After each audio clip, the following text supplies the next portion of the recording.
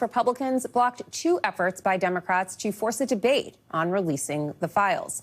Meanwhile, Speaker Mike Johnson is trying to backpedal from his apparent break with Donald Trump on the Epstein case. Johnson first called for the files to be released and then later said he was misinterpreted. I'm for transparency. It's a very delicate subject, but we should put everything out there and let the people decide it. I have been misquoted and misrepresented on all of that. Go watch the interview I did with Benny Johnson. I'm very clear. I mean, we're for transparency. I'm saying the same thing. Outside of stanchion. All of this is leading to what we showed you earlier. Trump supporters literally burning their MAGA hats and posting the videos of them doing so online. Meanwhile, while most of us were sleeping, Senate Republicans passed a bill to claw back over $9 billion in funding that they had already approved. The bill rescinds $8 billion in foreign aid and $1 billion in funds for NPR and PBS. To break it all down is Pennsylvania Congresswoman Madeleine Dean. Congresswoman Dean, thanks for coming here and talking with us about this tonight. Seems like the House Republicans are pretty much willing to follow this president's lead on the Epstein files. The one rare exception seems to be GOP Congressman Thomas Massie, who is pushing for a full House vote to demand the release of the files. Do you think this play will work and the files will be released? Good to be with you, Melissa. Thank you for having me. And I don't know if that will work, but you see that it's creating quite an uproar here on Capitol Hill, even an uproar in terms of what is our schedule. Can we continue our work? Will we be here next week? I'm newly on the Appropriations Committee. We've got a lot of work to do. We have markups next week. We're in a markup right now, all day today. What baffles me the most, and I'm beginning to understand it from your reporting and other reports that I'm reading, is how this has turned so badly on the president that his supporters are grievously upset.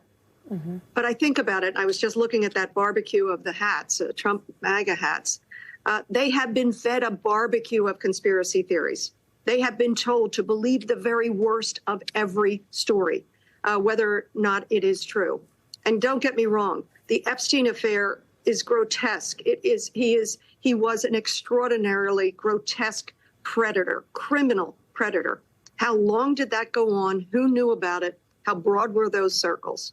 So I think it's really simple. I'm not down a rabbit hole. It is either there is information there about his manner of death that they are not fully revealing, not being transparent about, and there is more information about client files and other, whether it's videotaped evidence. Why I think it should come forward is they said they had it. Pam Bondi in February said it was sitting on her desk. Reveal it. Otherwise, they were lying then or they're lying now. Which is it? And in the meantime, they've got a very upset base. And you see the president unraveling over this.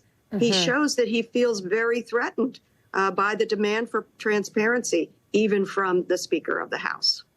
Well, speaking of the business of the chamber, the House is about to cast a final vote on this new package of cuts to foreign aid, as well as rescissions to NPR and PBS.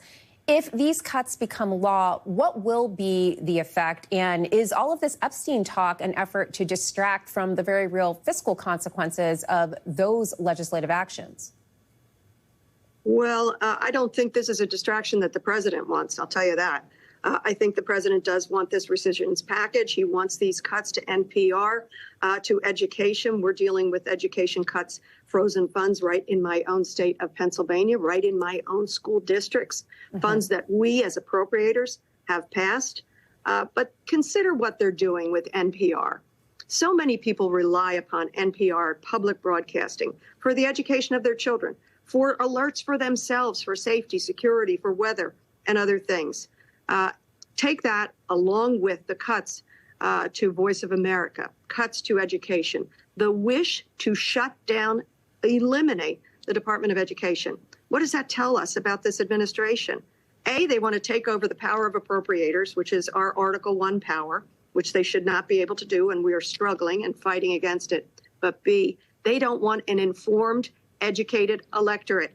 This is Orwellian, folks. This is an administration that does not want you to know the truth, because look what happened Now they're all coming back to bite the president because they were sowing the seeds of these horrible, horrible tales. Last quick point, Congresswoman Dean. You just mentioned that Congress it appropriates these funds, and now the president is cutting them, including those cuts to education. Is this a lawful position for the president to take, or is this a violation of the separation of powers? It is a violation of the Constitution. I'd love your opinion on this. I know you're learned in these areas. It is a violation of the Constitution. I want to tell you, Melissa, I told you I'm newly on appropriations, but today when we came into the markup, returned to the podium, to the dais, is a brass plaque that recites Article 1, Section 7. We have the power of the purse. The president does not. Mr. Vote does not. And so whether it is past appropriations that have been passed or that moving forward, the power of the purse is ours. What the president is doing, whether freezing funds or cutting funds, is unconstitutional outside of Article 1, outside of his own Article 2 power. Can I say one last thing on the Epstein matter? Sure. I want justice for those who were harmed. That's the most important thing, justice. All right, we will leave it there. Thank you, Congresswoman Madeleine Dean.